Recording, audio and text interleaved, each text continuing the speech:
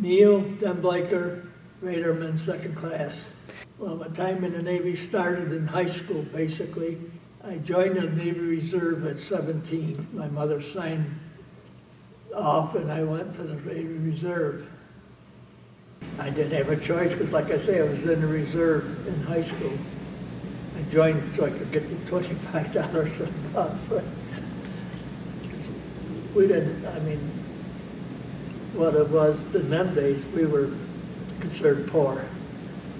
Well, we had there were 7 kids. It was like 2 families, I tell people, because there was 12. I didn't know the other side because naturally when you got old enough, you were out. There wasn't room for you in the house. So, like I say, that's like, well, I know now more because of the weddings and funerals, but I mean, in them days, all I knew was the older ones. And I was the only one that had my brother. Next brother was 8 years different, younger. He never was in the service. Now the other one, my brother Bob, he was in the Air Force. And my brother Jack, he was in Marines. And he was in Vietnam, I think it was. Because he didn't talk about it, it affected him. So then, as soon as you graduated from high school, you were in the service. You had to draft. You didn't have no choice, unless you were going to college or were 4F. So I didn't have to go because I was in, they didn't call up my unit. But then I didn't have a driver's license, and I got a job because there's all kinds of jobs because all the men were away in Korea. And they wanted me to drive a truck. I knew how to drive, I didn't have a license. And I said, I can't. He says, yeah, I had to go get gravel at the gravel bed. I was working for a builder. They needed to put the temporary driveways in. So I got caught naturally on a way station. So when I went to court, it was in a town court, and first words out of the judges, after they called me up, first words out of his mouth was, why aren't you in the service? Didn't ask me anything else, just why aren't you? I said, because I'm in the Navy Reserve. He says, go sit down.